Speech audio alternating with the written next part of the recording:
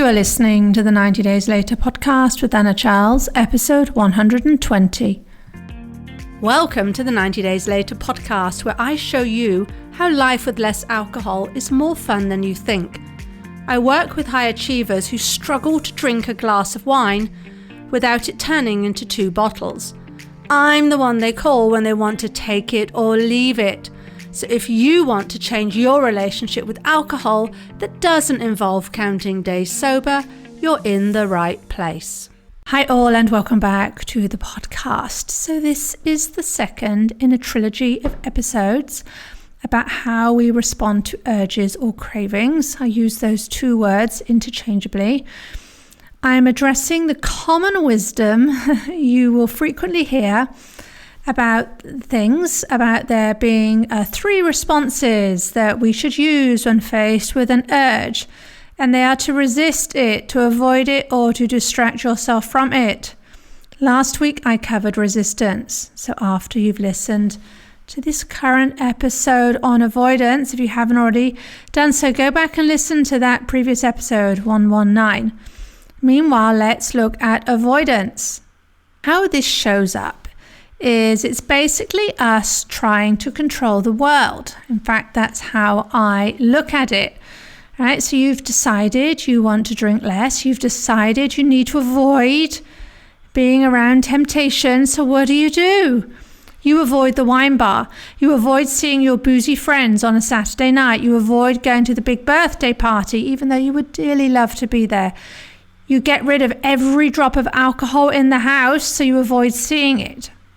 You demand your partner stops drinking, or at least stops drinking around you, so you avoid feeling deprived. You avoid walking past the off license on the way home. Basically, you avoid any time when you might feel cravings. But this also means you're trying to control your environment. I want you to see that. And for this to be successful in your drinking goals, everything around you has to be lined up in support of that. So for instance, you would freak out if your spouse arrived home with a bottle of wine that you then know is in the house, right? You see how that goes. Now, a lot of avoidance stems from the feeling of fear.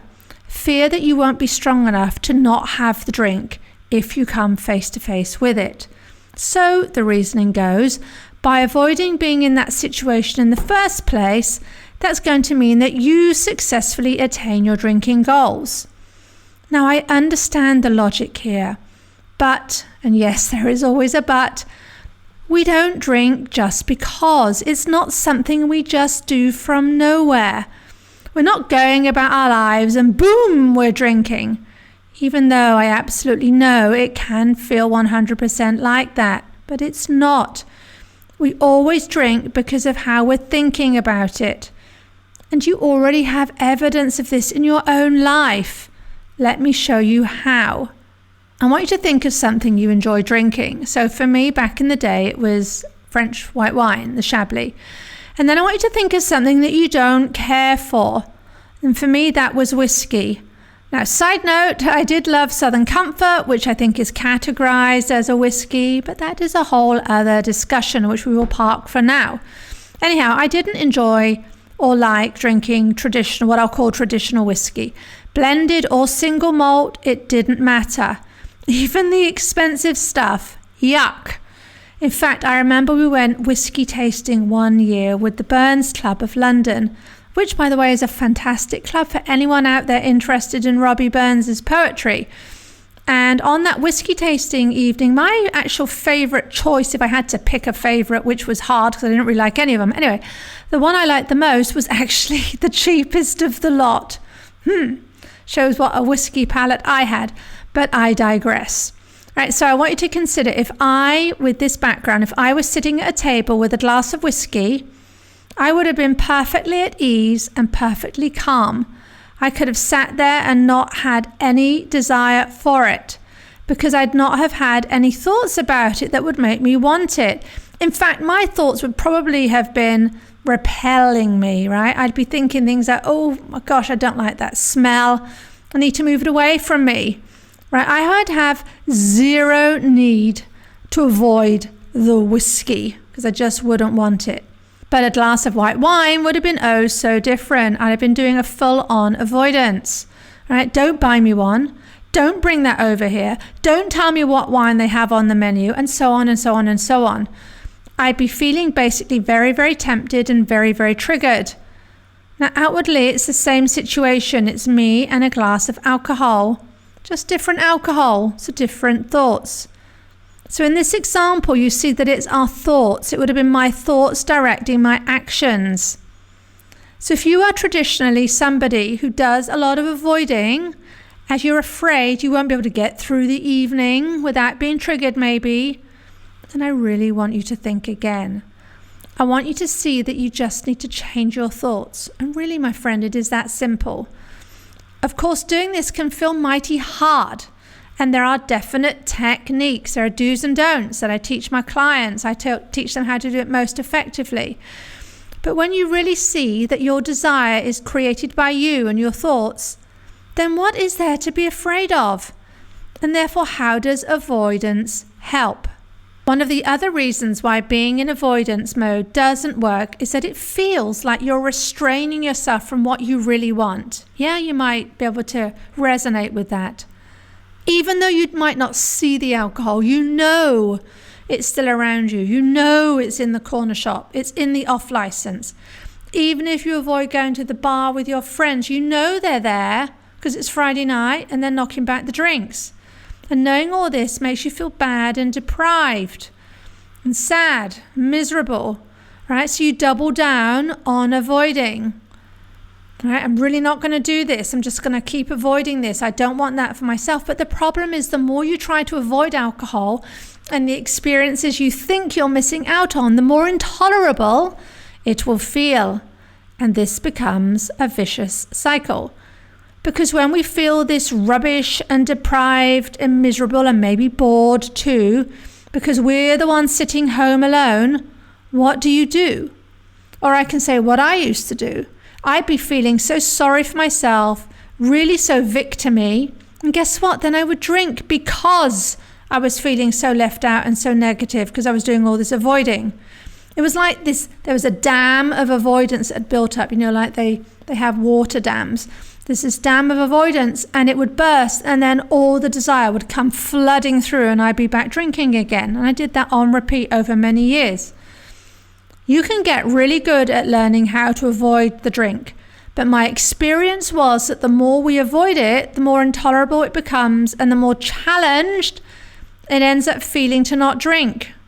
And who wants to live their life feeling challenged? Yes, this can work in the short term. I've said this many times.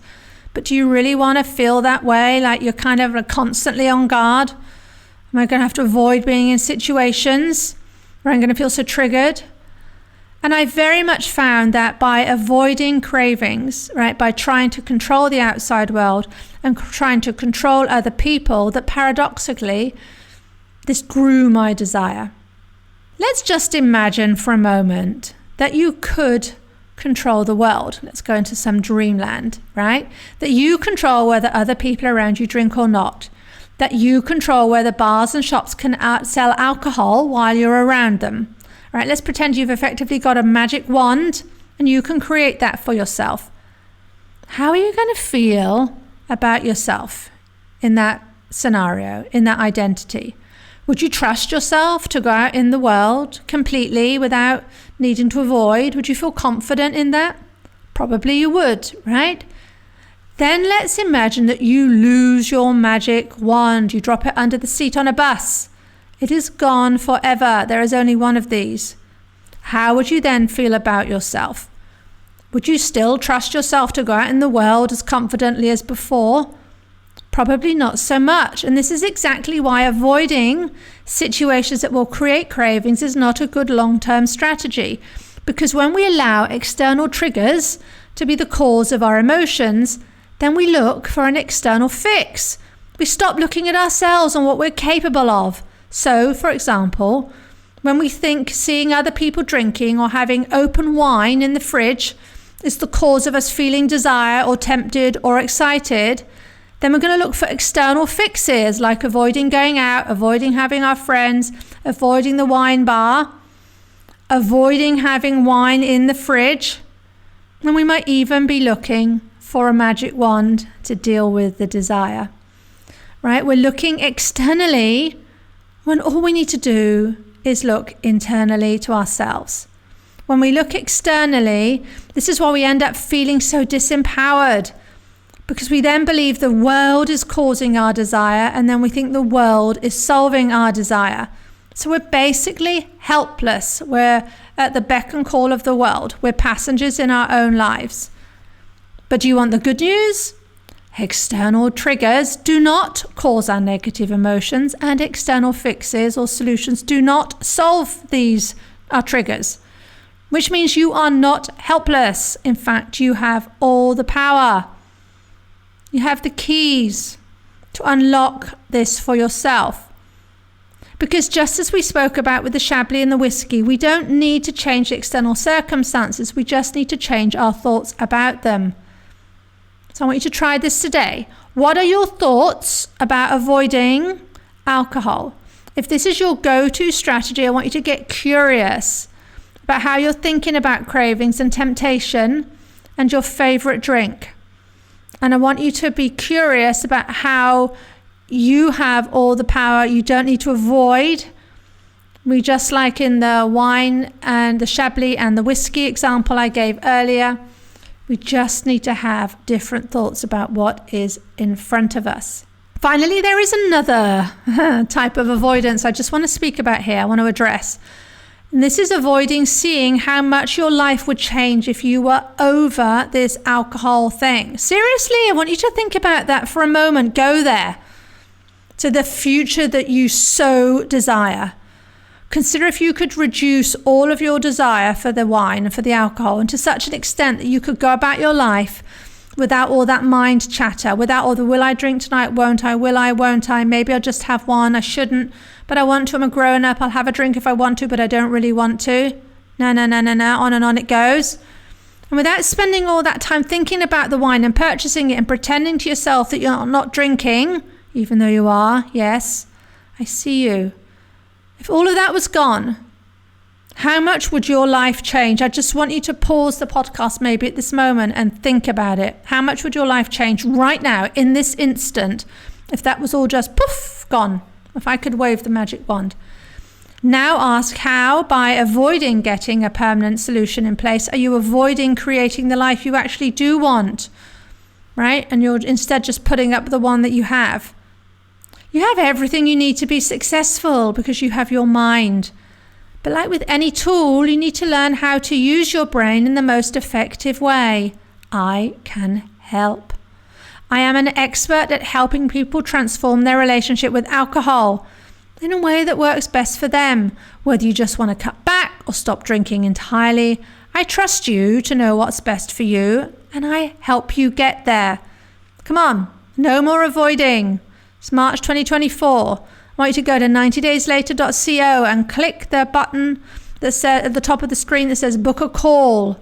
This will give you access to my calendar, and then we will talk. That first call is free. And whether you decide to work with me or not, you will leave knowing everything you have to do to change this relationship with alcohol. And it is simple, I promise. Okay. That's it for this week. Thank you so much for listening. Please do rate and review, and maybe share this with someone you love. Share this with someone you think this would help. And I will see you next week. If you like what you're learning in the podcast and you want to take the work further and achieve total freedom around alcohol, let's talk. I help my clients stop reaching for that first glass of wine the moment 6 p.m. rolls around, and they don't miss out on life. Email me for more information on anna@90dayslater.co.